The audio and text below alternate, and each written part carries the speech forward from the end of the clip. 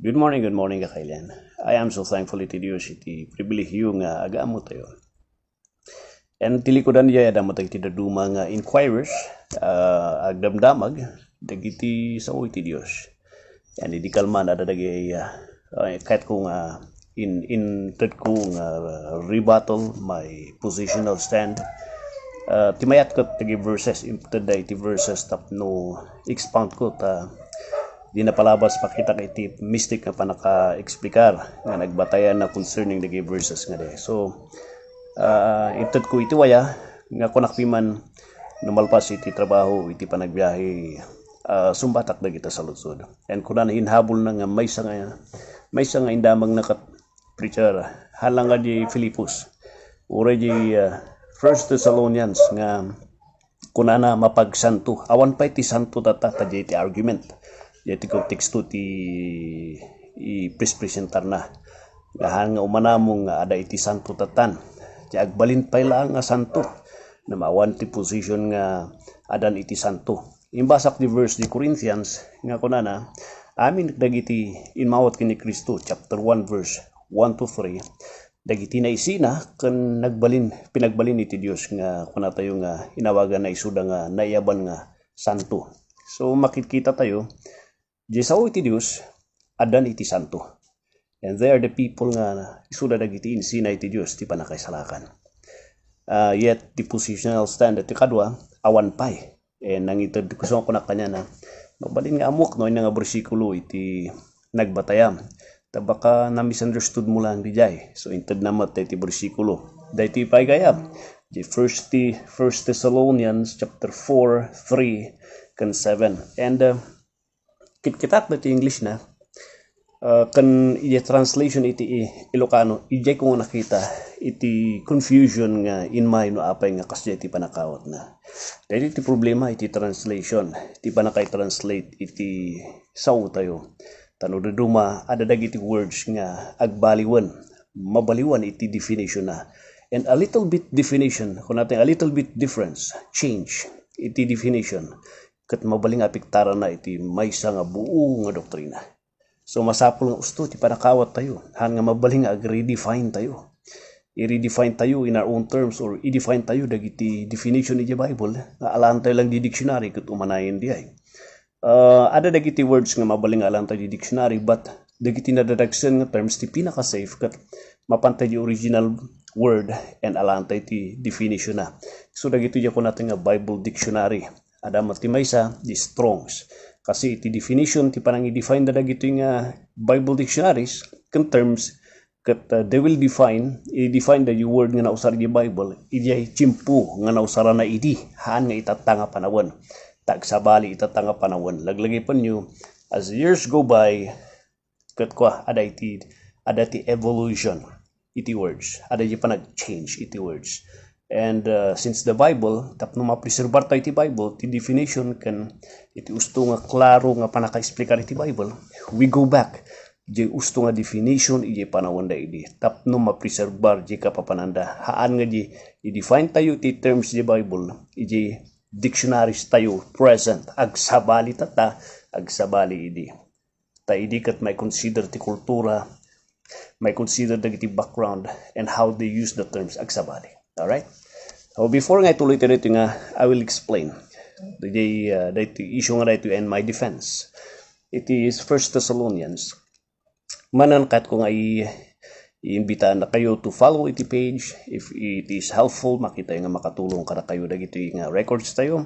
Nakalaon na itiyaman ko nga i-follow ito and i-click yun ti all notification bell. Dispensarin nyo ta siguro mauma kayo nga mga dito because I came to realize that ano dagiti audience tayo 3 years ago, 2 years ago who are having iti problema nga handan makita dagiti page tayo. Ti amudan nagsardengak and kunakaan everyday ti record tayo. So ano pa yung kumakita? Tingar ti problema iti Facebook social media ta when it comes to pages dagiti page nga it creates controversial issues handang ay promote iti ket that entertainment nagkatawa ti tao dagiti adu nga awan iti issue nga agaapaan da isu iti mai promote isu nga dagiti page tayo which is about Bible nga very controversial handa nga iwaras nga kaslide mo na. So nga dawatot ta kayo kakabsat no hangkapi nga nag-follow iti page tayo. I-follow yun dita, click follow and notification gapusta tap no map no hanyo nga ramidan di ay hanyo nga map hangkay nga ma-update iti baro-baro nga records tayo everyday. So nga tidaduma numan mapanda di page tayo ngam gapusta handa naka-follow iti mangyari kat ka. Ti makikita da nga record kat handa nga makita di tatta nga record ti makita da nga nakakarga di page kat 3 years ago 2 years ago. So iso iti ko na tayo nga sayang mat di 2 nga taon nga aguluray kayo kat ti problema game kat di setting iti computer yo. So manan follow, click all notification and stamat lang iti YouTube channel tayo and dakkel nga yaman di ay tapno consistent ti panag-adal tayo. Alright, apan tayo 1 Thessalonians. Kitak di King James, kung nakara kayo, ada ti 2 nga mayat nga translation tatta nga panawan. Handamat nga perfecto nga translation, at least na-preserve di truth iti sa ti Diyos. There is no perfect nga translation iti daga. Kapusta kung na tayo, the only perfect kat the original manuscript. Ito'y translation nga dito, ada iti kasidagan. May isa nga kasidagan nga makatulong kada tayo. Tapno maala to iti kapapanan di original Bible. And that is the King James kan NASB. So di jay. Medyo narigat nga adalan mo't gamin data English. Agpaiso nun mo sincero ka kan seryoso kang ag-adal iti sa ti Apo. Masapul ada iti kasto nga libro. Hako ibagbagang ano hanga da iti Bible mo hakan ay salakan ka. Ngam di preservation gamin dagi truths. Ada dito King James kan NASB, New American Standard Version. Tati pa naka-translate na gito'y kat word by word translation. Alright? So, dito yung verse 3. Ito yung presentar dito kadwa. For this is the will of God, even your sanctification, that you should abstain from fornication. So, adati kat kung pansinin nyo diay. Awan yung word nga saint. Awan yung word nga saint. Pangkadyo 7, for God hath not called us unto uncleanness, but unto holiness. Adaman tikat kung pansinan nyo dyan, awan di word nga santo. Namnumapan kayo di Ilocano, kadat Ilocano nga version dito nga, ay translation nga tikit kita. Ito ko nga nakita, dito yung tirason wa apay nga kasya iti explanation na. Iti verse 3 ko na dito, dito iti pagayatan iti Diyos kada kayo. Kayat na nga agsanto kayo kat idyan nyo ti immoralidad agsanto kayo. So no kitaan tayo the word the verse 3 sanctification. The sanctification kat dayto iti proseso iti biag iti Kristiyano nga iti anak iti Apo kat agbiag nga nalinis para kanyana. Ada ti talo nga sanctification tinausaran na iti Bible. Ada di kunan nga the sanctification dito present sanctification tayo dito di panaka isalakan tayo kay time nga di ay naisina ka tatikat na sa iti sanctification kat naisina ka ti impyerno nga mapanilangit naisina ka ti pamilya ti diablo nga nagbaling nga pamilya ti Dios naisina ka ti impyerno nga mapan ka bis nga mapan ka di impyerno mapan ka iti pagarian iti Apo di pa nakaisina nagbaling nga tagabuda ka iti Dios nga tagabuda ka iti diablo. So no kitan tayo that's the kunato nga present tata di progressive di kunato nga progressive sanctification dito di term at nga kunatayo ken dagiti verses nga sarsarita na nga tata nga nagbalin nga naisalakan kayo ituloy yung agbiag nga nalinis isu dito iti sarsarita na dito sanctification.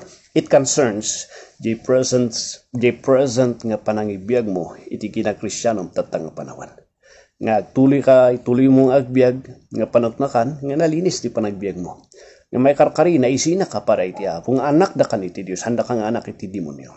So that is the progressive sanctification. Ada mo di ko natin nga perfect sanctification. Dito ito ti biag ti tatao kung nagiti anak iti Dios ngayon mawat kanya na nga handan to nga mabalan nga agbasol. Gapusta da iti glorified body that iti bagi nga dito nga ito ni Apo nga perfect eternal body ngayon kari iti Dios. Iti aming mawat kanya na handan nga agbasol. Han nga agtarigagi iti basol gapusta ti tarigagi na dito nga bagi ngayon sagana iti Dios nga perfect body ket di dayaw iti Apo. So nakita iti sanctification nga di ay ket isu tinausar dito kunana dito verse 3 that even dito iti pagayatan iti Diyos, dito sanctification, dito jay progressive. Ngay tatangan ay salakan kayo, agtuloy kayo nga ibiyag. Nga agbiag nga naisina para iti Apo. Nalinis tada iti pagayatan iti Diyos. Haan nga nausar dito kat santo. So there is a difference iti kuna tayo, iti panakausar dito term nga sanctification. Sa Bali, iti nausar di Ilocano, santo. Na santo iti naisurat na. Isu nga, di definition na iti kadwa nga nagsura, nag-text ka nag-reply nga against Jane Bagak nga ikat mistake tati basis na di Ilocano translation. Uray G7, kuna na G7. Saan tayong iniaban iti Diyos tapno agbiag tayo iti kinadara no dikat ti kinasanto. So kung unak, awan pa iti santo, so dagitoy iti problema. Jay changes iti terms, isu iti nag-define nga apay nga kasjay nang dadaal ti kuna tayo nga panakaawat tayo iti panagbaling nga santo. Nuno kitaan nyo G7, for God hath not called us unto uncleanness. Never he mentioned iti saint.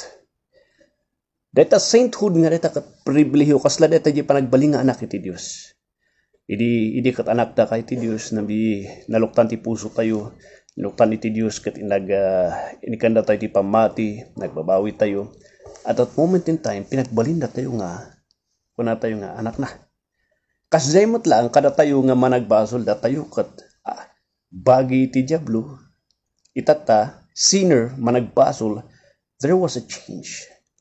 Iti sangwanan iti Diyos, gapus kini Kristo, inikanda to iti maysa, nga pribilehiyo, nga estado, and that is, nayaban tayo nga agbaling nga santo, na isina para kanyana. Tao nga nagbalin nga bagi iti Diyos. Isu tiket na nga sawan. It is a change of state. Iti estadum iti sangwanan iti Diyos nga managbasol nga maysa nga bagi iti Diyos. Itata. Sa Bali, so ano makitayo, kitaan nyo na mabalbalin. So nga di verse nga dito iti dibinsak.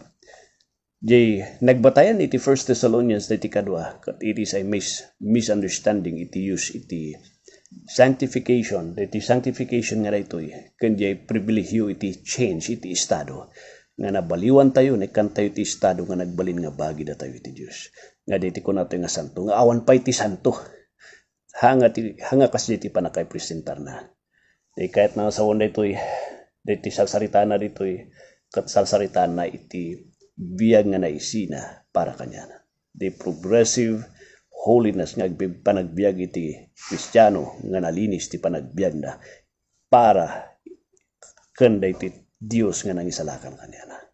So that is my clarification that in 1 Thessalonians chapter 4. Alright, so hoping nakatulong dito inang itad adal kada kayo dito. God bless you.